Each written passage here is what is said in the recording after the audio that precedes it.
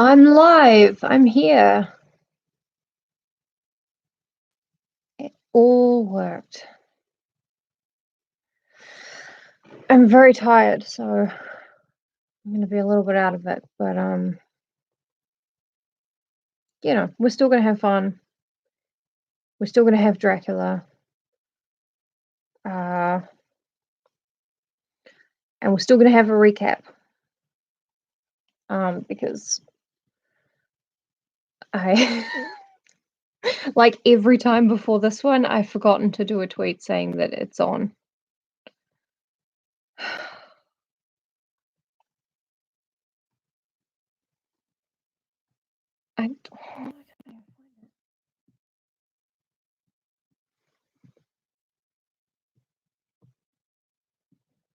There we go. There we go. Get in, real doofus hours, etc. Hello to the 5 real doofuses, doofi, that are here now. I was going to begin earlier, but the drink I had was a cherry and plum kombucha, and I just opened it, and it was like drinking some vinegar with some perfume poured in it. Nope. So I had to go get my water bottle. I'm not trying to brag or impress anyone, but yeah. It's a fairly decent amount of water. So, okay, Dracula. What do we know so far? You were all here when Jonathan Harker went to Dracula's castle, realized he was a prisoner and that something was wrong with Dracula, i.e. he was a Dracula. He tried to escape by crawling down the castle walls. Why not? And then we kind of cut to... we were reading Jonathan's journal, then we cut to... Hi, Danny! We cut to Mina and Lucy writing to each other. Mina is Jonathan's fiance, Lucy is her friend, who's very excited because she got 3 proposals of marriage in one day. From Dr. Seward, the weird incel who runs a large lunatic asylum, and who Lucy kind of bitchily said, "Oh, Mina, he would be perfect for you." Quincy Morris, the unbelievably perfect cowboy. I have my own theories on this. I believe Quincy Morris is in league with Dracula, but it's basically a fan theory.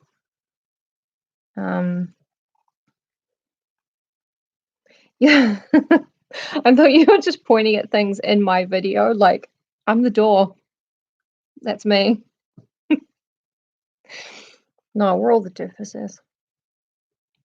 Oh, and the guy who actually proposed to Lucy and she said yes, Arthur Homewood, the Honourable Arthur Homewood, who I believe is in line to inherit a title. Don't know why that swayed her. Oh, and we heard a little bit from Dr. Seward's... Seward, there's some debate. I'm going to say Seward. From his phonograph recordings of the lunatics in his asylum. One of them is a man named Renfield, who is, mental, essentially. I'm allowed to say that that's our word. And at 5 people and just about 5 minutes in, I'm pretty sure we are all here and can begin.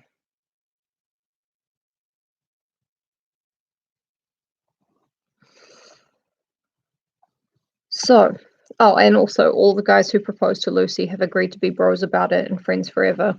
And also at Lucy's beck and call until the end of time. Yeah. Who would regret that? So now we're beginning Chapter 6, Mina Murray's Journal. This is the 24th of July, which is a month after Jonathan's last entry where he was like, I'm going to escape. You know, I'm either going to survive or I'm going to fall head first down a cliff. Hey, Nick. Are you the Nick I know in real life? Doesn't matter, but, you know. Hello, welcome. Yes, we're all... You don't have to be mental to follow me, but it probably helps. 24th of July, Whitby.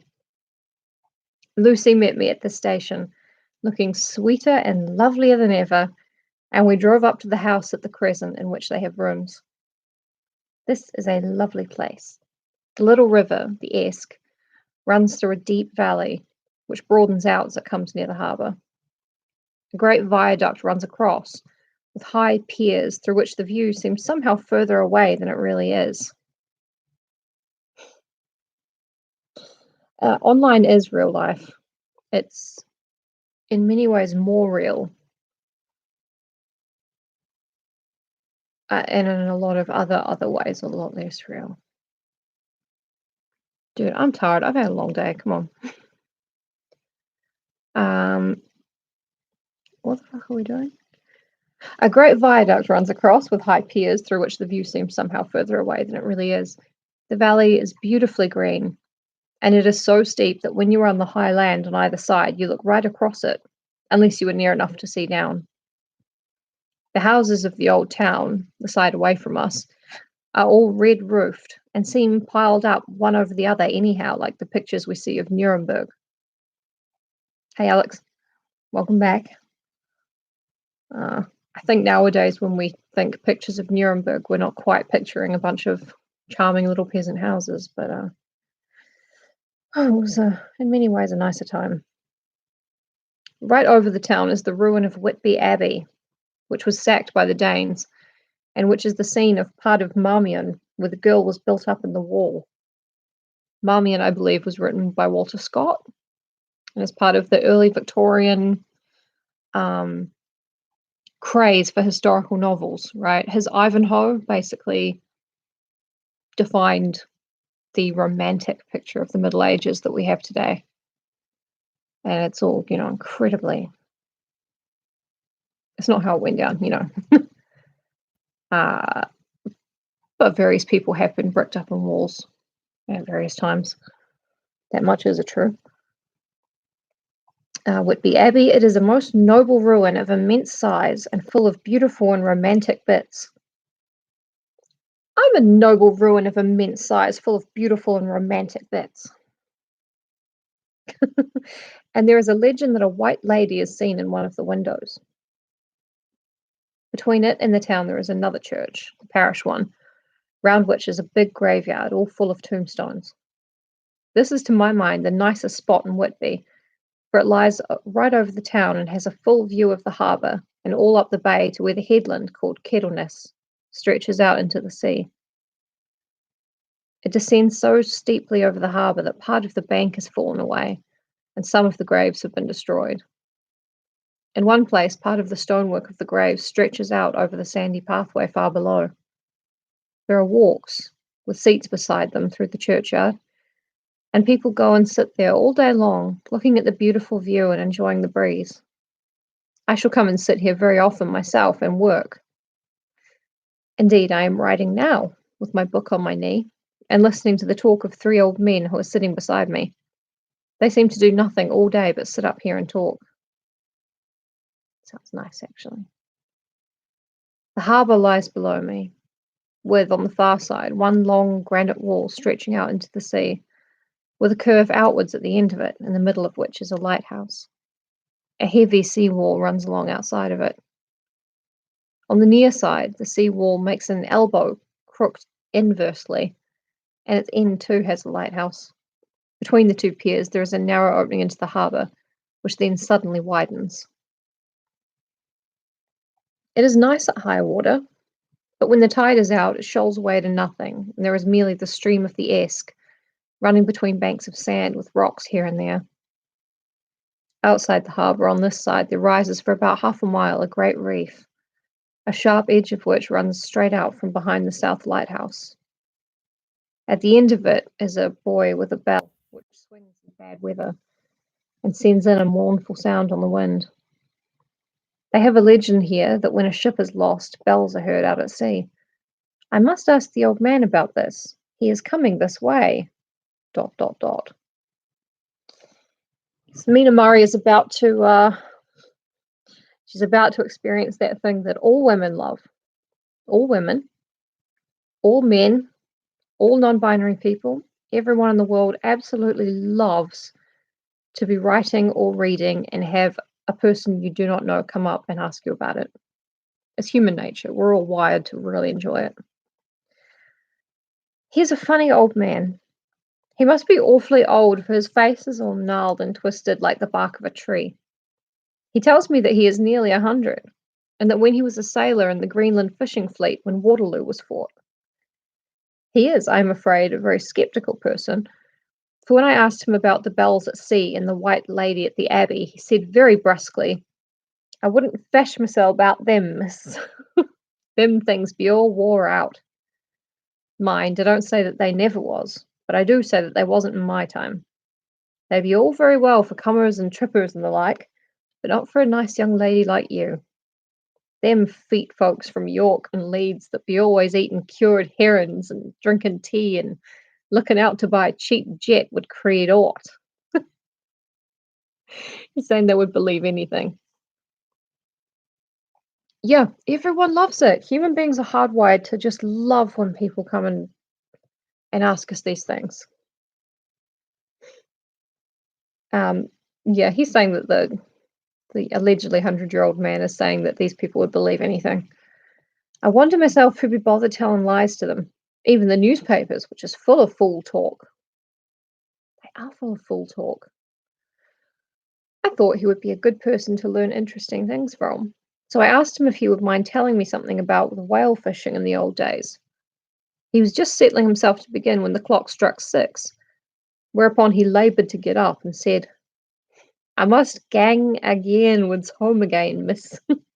My granddaughter doesn't like to be kept waiting when the tea is ready, for it takes me time to cram a laboon degrees, for there be a many of 'em, and, miss, I lack belly timber sourly by the clock.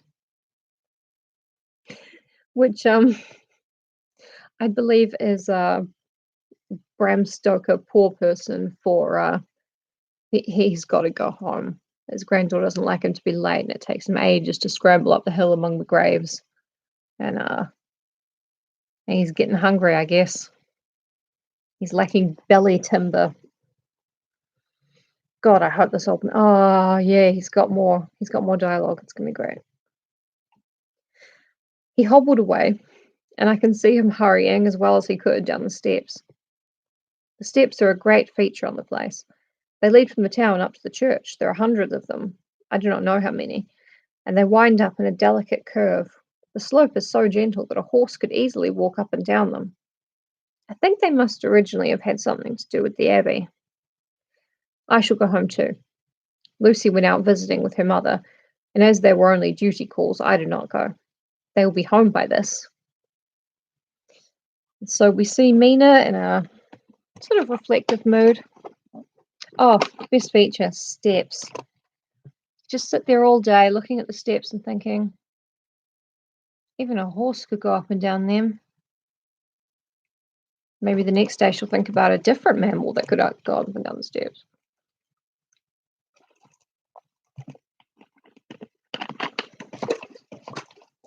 God, this guy's accent is going to do me in. I don't even know what it's supposed to be. 1st of August. I came up here an hour ago with Lucy, and we had a most interesting talk with my old friend and the 2 others who always come and join him. He is evidently the Sir Oracle of them, and I should think must have been in his time a most dictatorial person. He will not admit anything and downfaces everybody. If he can't out-argue them, he bullies them, and then takes their silence for agreement with his views. What a bizarre person. I've never met anyone like that. Lucy was looking sweetly pretty in her white lawn frock. She has got a beautiful colour since she has been here. I noticed that the old men did not lose any time in coming up and sitting near her when we sat down. She is so sweet with old people. I think they all fell in love with her on the spot. Even my old man succumbed and did not contradict her, but gave me double share instead.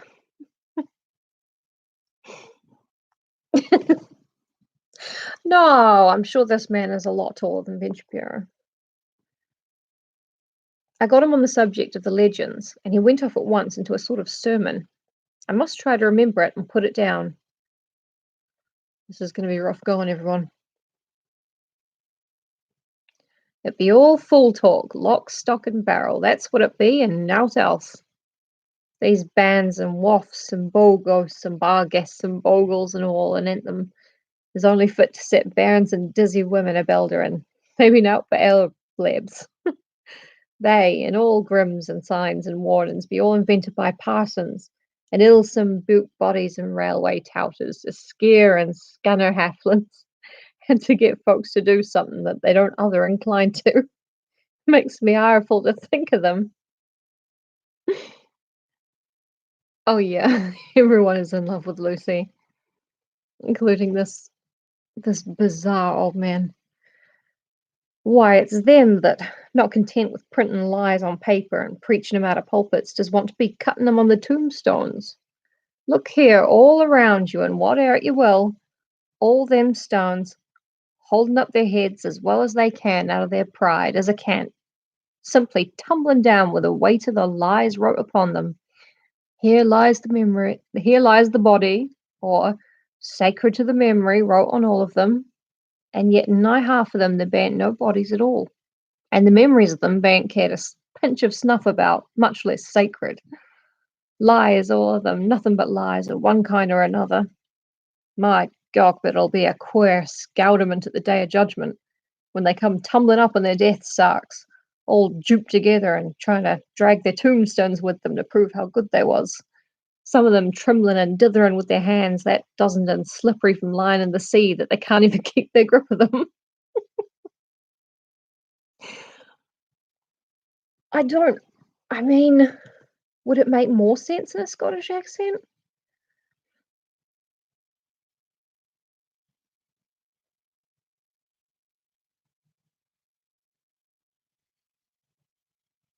Not sure I can do it.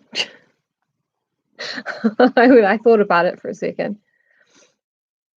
Anyway, the gist of all that insanity was that people talking about ghoulies and ghosties and long-leggedy beasties are all, that's fake news. And also, everything on these tombstones is fake news because half the people aren't even buried here, and when the day of judgment comes, they're going to have to come up out of the sea, try and find their right tombstone, and the others will be holding up their tombstones to prove how great they were, but they just aren't. I could see from the old fellow's self-satisfied air and the way in which he looked around for the approval of his cronies that he was showing off. Must have been new slang at the time. So I put in a word to keep him going. Oh, Mr. Swales, you can't be serious. Surely these tombstones are not all wrong. To which he says, Yablins. Yablins? There may be a poorish few not wrong, saving where they make out the people too good.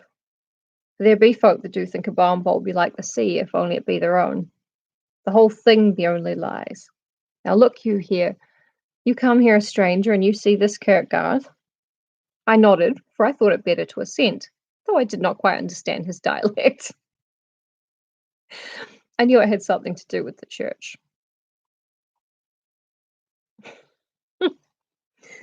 Oh, yeah, Tintin. A little bit rough to revisit as an adult. He went on, and you can say that all these stones be about folk that happed here, snot and snog. I assented again. Then that be just where the lie comes in. Why, there be scores of these lay beds that be tomb as old Dunn's back-a-box on Friday night. He nudged one of his companions, and they all laughed. And my gog, how could they be otherwise? Look at that one, the aftest above the beer bank. Read it. I went over and read. Asterisk novel. Absolutely, yes. But yeah, essentially here he's like, Oh, look, all these tombstones. They say people are buried here. Well, they're not. They're lost at sea. I went over and read Edward Spenceley, Master Mariner, murdered by pirates off the coast of Andres, April 1854, Atat 30, age 30. When I came back, Mr. Swales went on, "Who brought him home, I wonder, to have him here? Murdered off the coast of Andres, and you consented his body lay under. Why, I could name you a dozen whose bones lie in the Greenland seas above," he pointed northwards, "or where the currents may have drifted them. There be the stones around you. You can, with your young eyes, read the small print of the lies from here. This Braithwaite Lowry, I knew his father, lost in the Lively off Greenland in 20, or Andrew Woodhouse, drowned in the same seas in 1777, or John Paxton, drowned off Cape Farewell a year later, or old John Rawlings, whose grandfather sailed with me, drowned in the Gulf of Finland in 50. Do you think that all these men will have to make a rush to Whitby when the trumpet sounds? I have me anthems about it. I tell you that when they got here, they'd be jomlin' and jostling one another that way that it'd be like a fight up on the ice in the old days, when we'd be at each other from daylight to dark, and trying to tie up our cuts by the light of the aurora borealis." This was evidently local pleasantry, for the old man cackled over it, and his cronies joined in with gusto.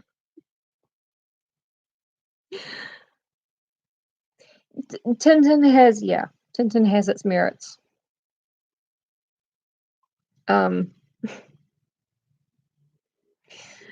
I feel like I would enjoy this old man a lot more if I didn't have to.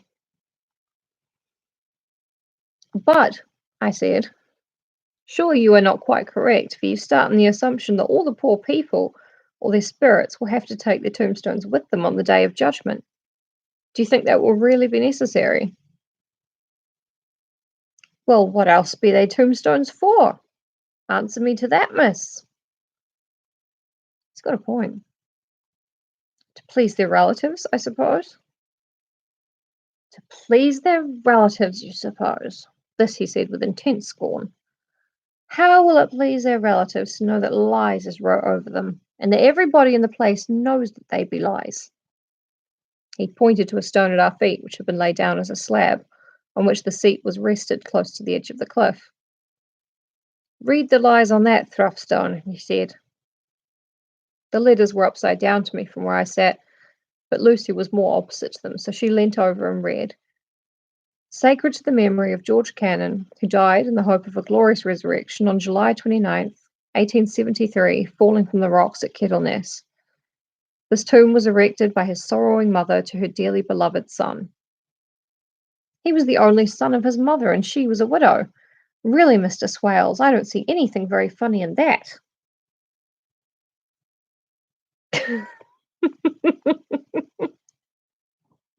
That would be awesome. She spoke her comment very gravely and somewhat severely. You don't see aught funny?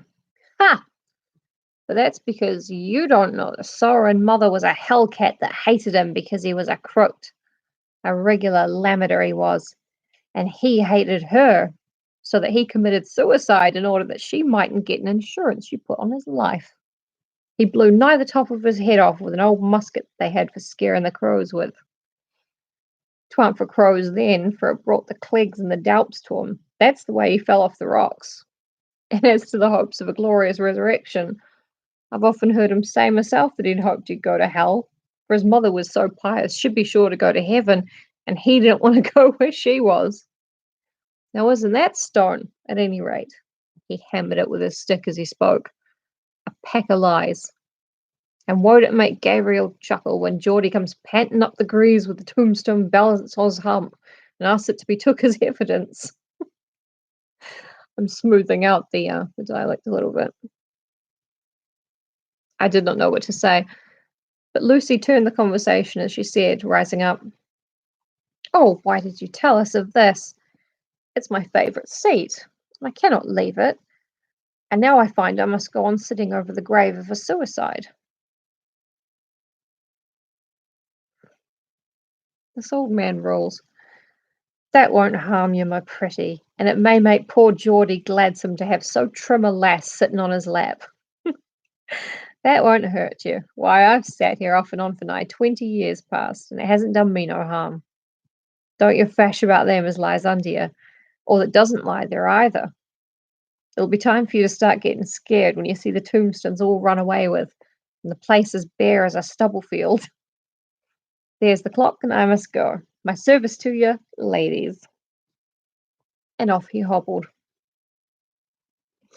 Very interesting take on the Day of Judgment, that everyone has to take their tombstone and kind of have it examined for veracity.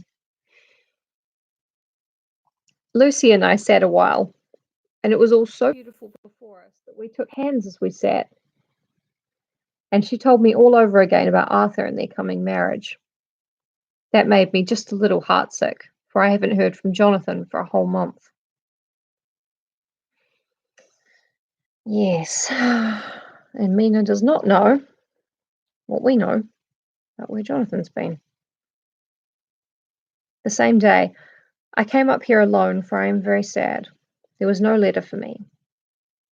I hope that there cannot be anything the matter with Jonathan. The clock has just struck 9. I see the lights scattered all over the town, sometimes in rows where the streets are, and sometimes singly. They run right up the Esk and die away in the curve of the valley. To my left, the view is cut off by a black line of roof of the old house next to the abbey. The sheep and lambs are bleating in the fields away behind me, and there is a clatter of a donkey's hooves up the paved road below. The band on the pier is playing a harsh waltz in good time, and further along the quay there is a Salvation Army meeting in a back street. Neither of the bands hears the other, but up here I hear and see them both. I wonder where Jonathan is, and if he is thinking of me. I wish he were here. Poor Mina. I mean, the Victorian Age was a really good one, I think, for dudes. I mean, Jonathan has not written to his fiancée in a month. He's got a pretty good excuse. It's not like today when he'll just text her, fell asleep, LOL, with a cool face emoji. Same chapter, changing our point of view. Dr. Seward's diary. 5th of June. We're flashing back quite a bit. And I know I said in the beginning that the times and the schedules and the moon phases and things in Dracula don't add up. And there's some question over whether it's intentional or just kind of a happy coincidence that it kind of keeps you unsettled. And I think flicking, and jumping around in time a little bit as well doesn't hurt. 5th of June. The case of Renfield grows more interesting the more I get to understand the man.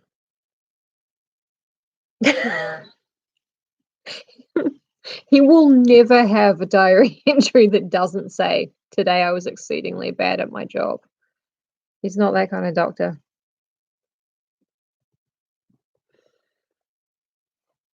He has certain qualities very largely developed: selfishness, secrecy, and purpose. I wish I could get at what is the object of the latter. He seems to have some settled scheme of his own, but what it is, I do not yet know. His redeeming quality is the love of animals, though indeed he has such curious turns in it that I sometimes imagine he is only abnormally cruel. His pets are of odd sorts.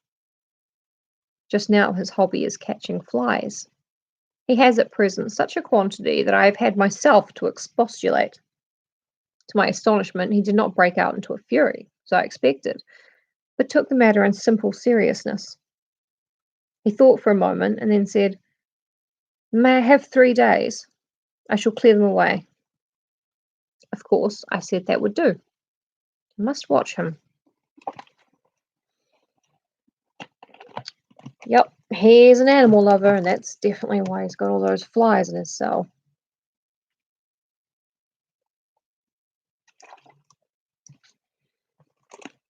I mean, Seward is running this lunatic asylum. He's got a guy with very poor mental health. He's just like, Hmm. Can't tell if he's an animal lover or if he just loves being cruel to animals. It's the Victorian times, so it's very hard to tell. 18th of June. He has turned his mind now to spiders and has got several very big fellows in a box. He keeps feeding them with his flies, and the number of the latter is becoming sensibly diminished, although he has used half his food in attracting more flies from outside to his room. Where do you think this is going, Doc? Come on. 1st of July. His spiders are now becoming as great a nuisance as his flies, and today I told him that he must get rid of them. He looked very sad at this, so I said that he must clear out some of them, at all events. He cheerfully acquiesced in this, and I gave him the same time as before for reduction. He disgusted me much while with him, for when a horrid blowfly, bloated with some carrion food, buzzed into the room, he caught it, held it exultantly for a few moments between his finger and his thumb, and before I knew what he was going to do, put it in his mouth and ate it. I scolded him for it, but he argued quietly that it was very good and very wholesome, that it was life, strong life, and gave life to him. This gave me an idea, or the rudiment of one. I must watch how he gets rid of his spiders. He has evidently some deep problem in his mind, for he keeps a little notebook in which he is always jotting down something. Whole pages of it are filled with masses of figures, generally single numbers added up in batches, and then the totals added up in batches again, as though he were focusing some account, as the auditors put it.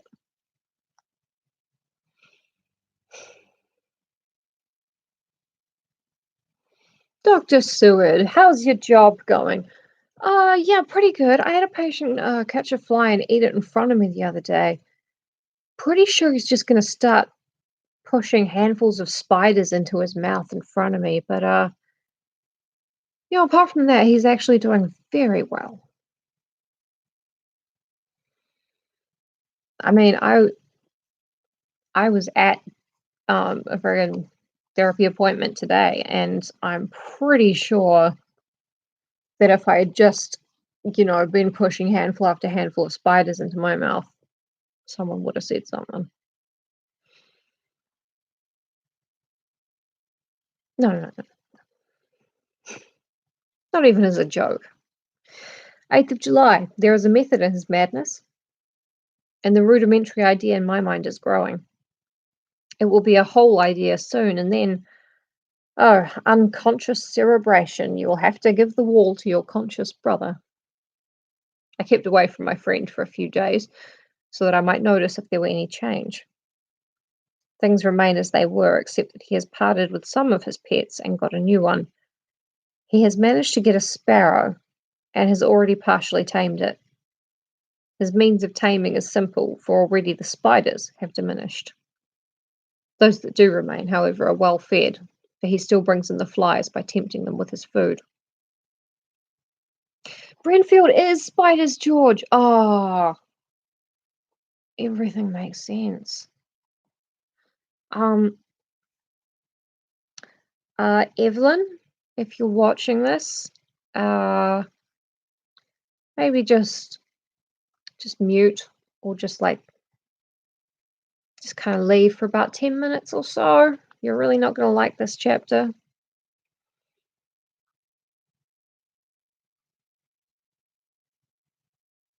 Seriously, you're not going to like this chapter. 19th of July. We are progressing. My friend has now a whole colony of sparrows, and his flies and spiders are almost obliterated. When I came in, he ran to me and said he wanted to ask me a great favour, a very, very great favour, and as he spoke, he fawned on me like a dog. I asked him what it was, and he said, with sort of rapture in his voice and bearing, a kitten, a nice little sleek, playful kitten that I can play with and teach and feed and feed and feed. I was not unprepared for this request, for I had noticed how his pets went on increasing in size and vivacity, but I did not care that his pretty family of tame sparrows should be wiped out in the same manner as the flies and the spiders. So I said I would see about it and asked him if he would not rather have a cat than a kitten. His eagerness betrayed him as he answered, "Oh, yes, I would like a cat. I only asked for a kitten unless you should refuse me a cat. No one would refuse me a kitten, would they?" I shook my head and said that at present I feared it would not be possible, but that I would see about it. His face fell, and I could see a warning of danger in it, for there was a sudden fierce, sidelong look which meant killing. The man is an undeveloped homicidal maniac.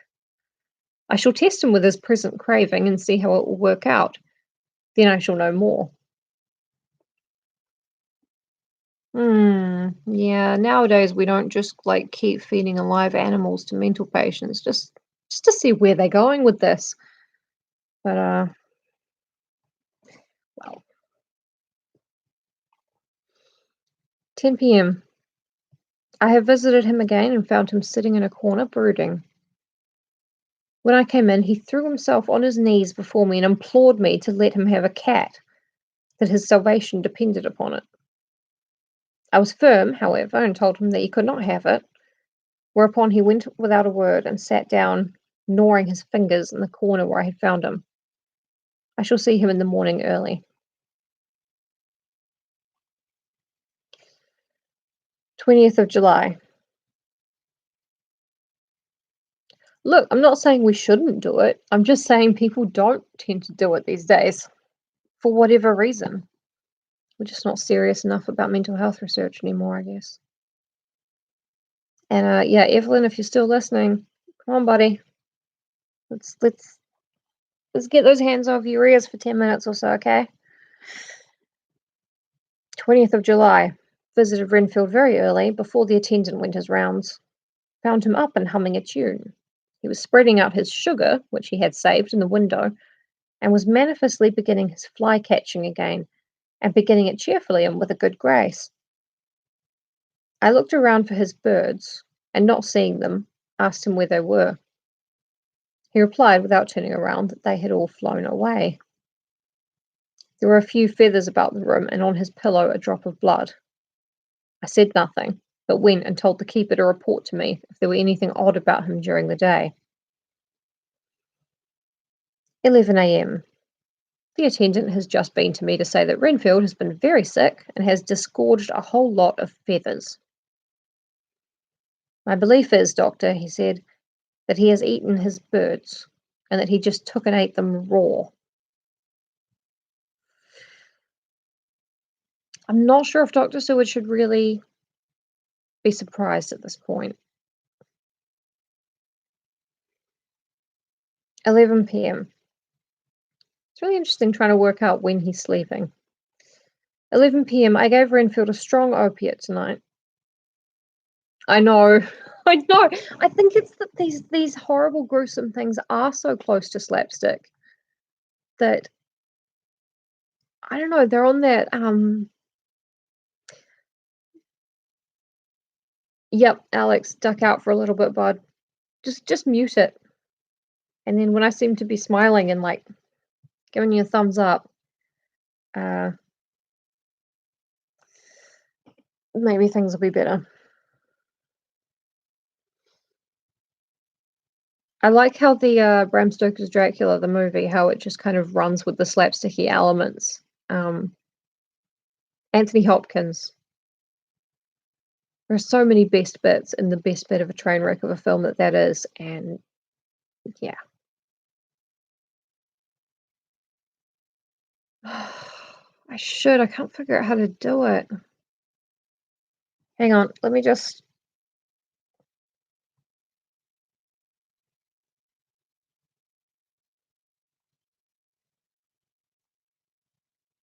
Right, okay, there is no more animal cruelty or implied animal cruelty in the rest of this chapter.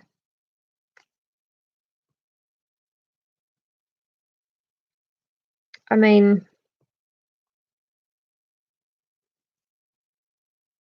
the throwing up a bunch of feathers, I think, is the closest it comes to actually depicting any animal cruelty, apart from the fly.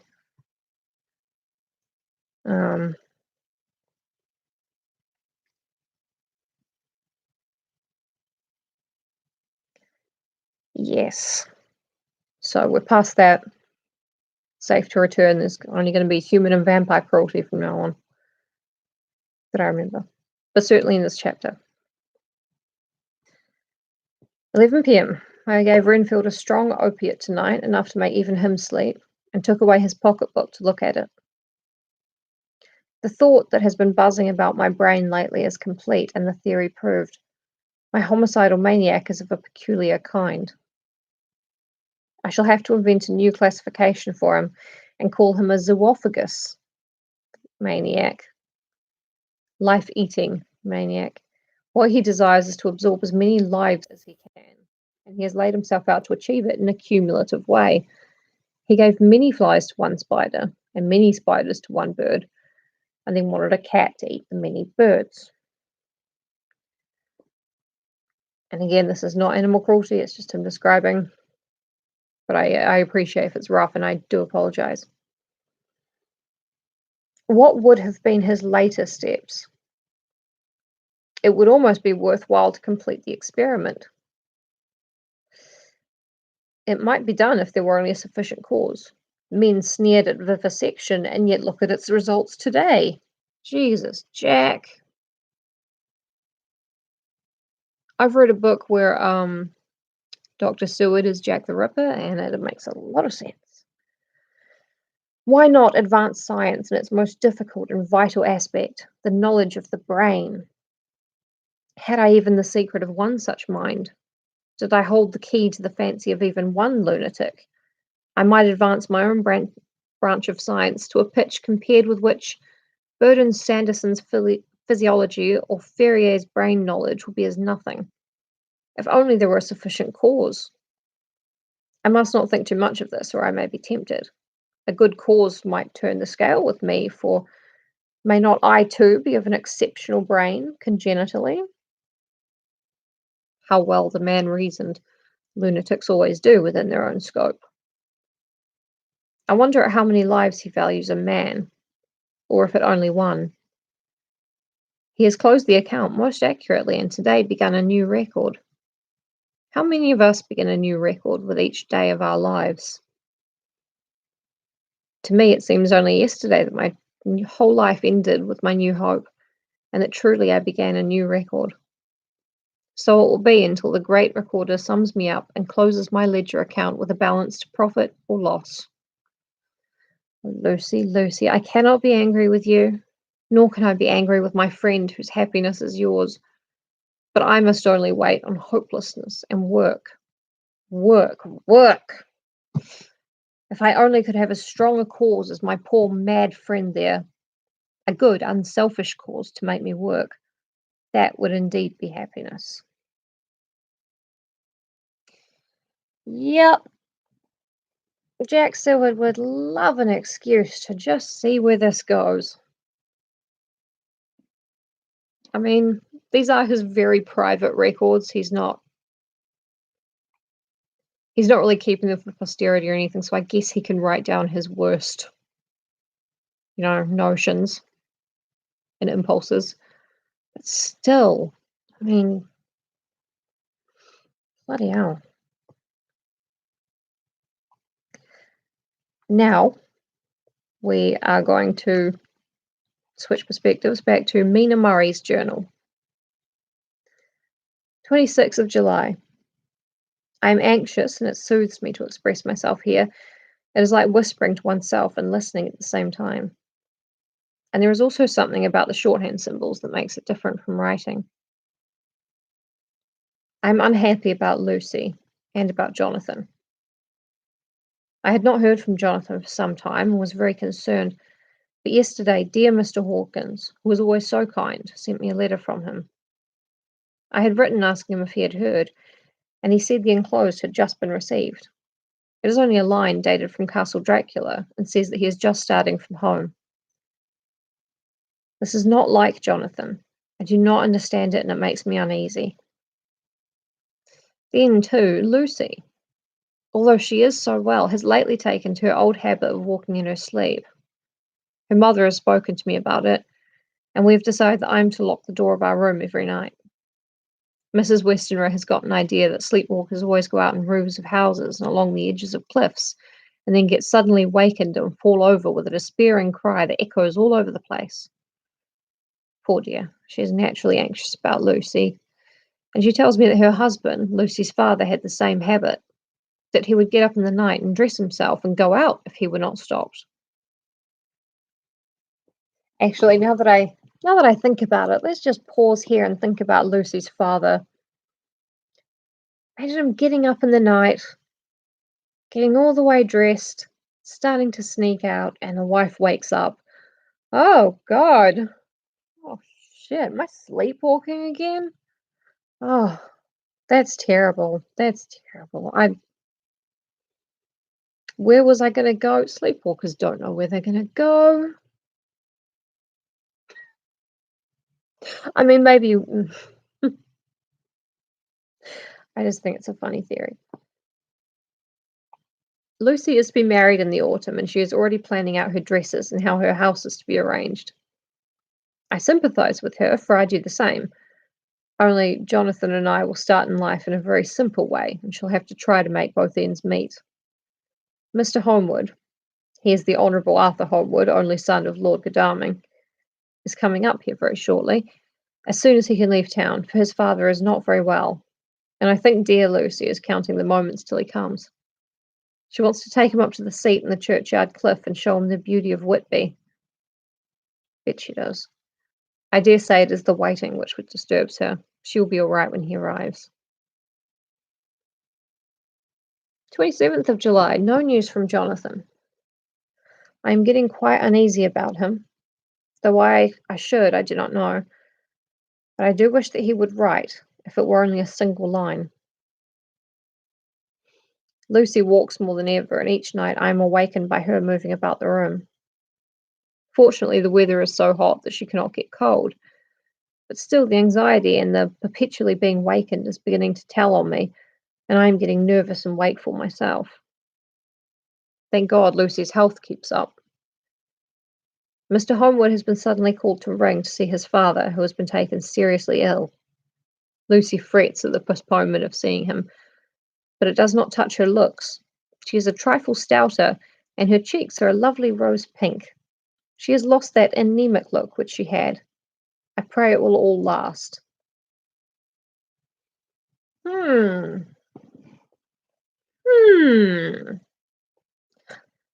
of August, another week gone and no news from Jonathan, not even to Mr. Hawkins, from whom I have heard. I do hope he is not ill. He surely would have written. I look at that last letter of his, but somehow it does not satisfy me. It does not read like him, and yet it is his writing. There is no mistake of that. Lucy has not walked much in her sleep the last week. There is an odd concentration about her which I do not understand. Even in her sleep, she seems to be watching me. She tries the door, and finding it locked, goes about the room, searching for the key. 6th of August, another 3 days and no news. The suspense is getting dreadful. If I only knew where to write or where to go to, I should feel easier. But no one has heard a word of Jonathan since that last letter. I must only pray to God for patience. Lucy is more excitable than ever, but is otherwise well. Last night was very threatening, and the fishermen say that we are in for a storm. I must try to watch it and learn the weather signs. Today is a grey day, and the sun, as I write, is hidden in thick clouds high over Kettleness. Everything is grey, except the green grass, which seems like emerald amongst it.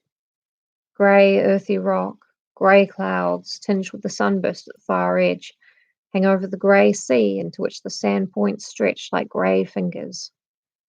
The sea is tumbling in over the shallows and the sandy flats with a roar, muffled in the sea mist drifting inland.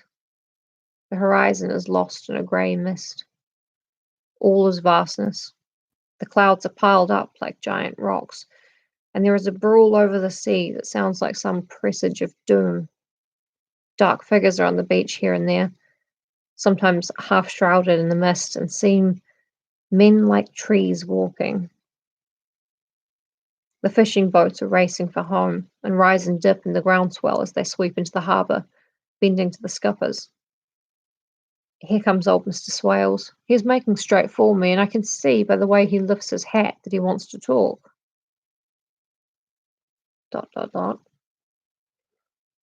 I have been quite touched by the change in the poor old man. When he sat down beside me, he said in a very gentle way, "I want to say something to you, miss." I could see he was not at ease, so I took his poor old wrinkled hand in mine and asked him to speak fully. Oh, he's going to ask you to marry him.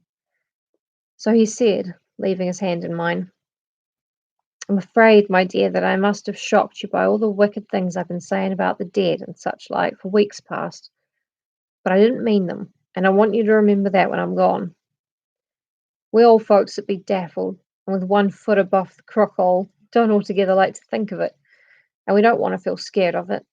And that's why I've took to making light of it, so that I'd cheer my own heart up a bit. But Lord love you, miss, I ain't afraid of dying, not a bit.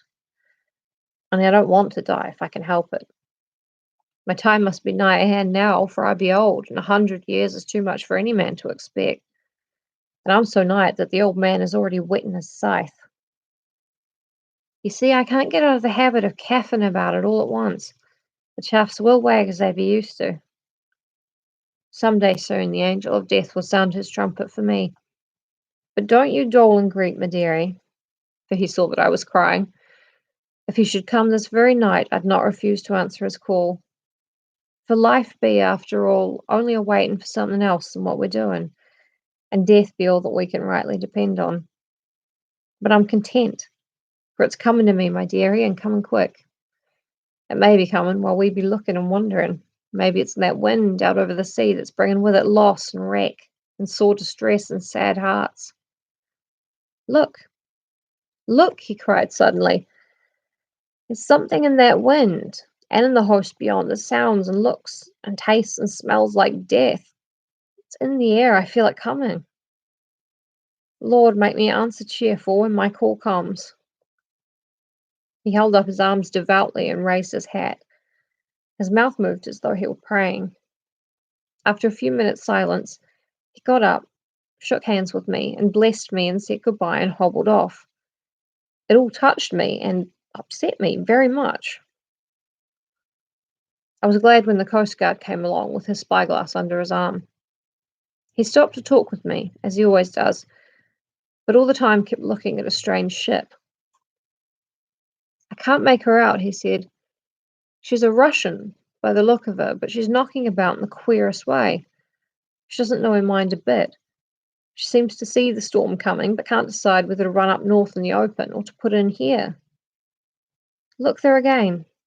She is steered mighty strangely, for she doesn't mind the hand on the wheel, changes about with every puff of wind.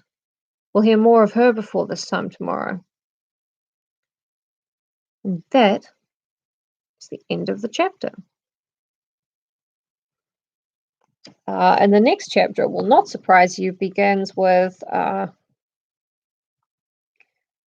what's going on with that ship, which I think a lot of us listening to this already know.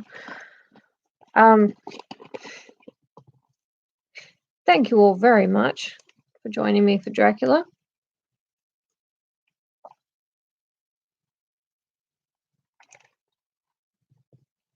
Got a sore throat now, which I didn't notice while I was reading, but I suddenly do now. Yeah, it's been very nice. It's been a difficult day for me, and I've been tired, but spending time with you lot, apart from the animal cruelty, has been really nice. I'm having a wee break from Marjorie Kemp because Dracula is just kind of it's kind of like it urges you on. Each chapter makes you want to launch into the next chapter straight away. So I'm not abandoning Marjorie. I would never do that to her. But I am going to be focused on Dracula a little bit. Thank you everybody. Thank you, Father Dog, for saying glad that I'm feeling better. I am. I really am. Yes, so we're going to have more Dracula tomorrow, probably, and yeah, I like Marjorie because she's a hot mess. I like her for lots of things. Thank you all very much. It's my dad's birthday today. If you want to wish him a happy birthday, just at me on Twitter because I don't want him woken up with notifications and stuff. And good night for today. Have fun. Don't eat any flies. Should go without saying.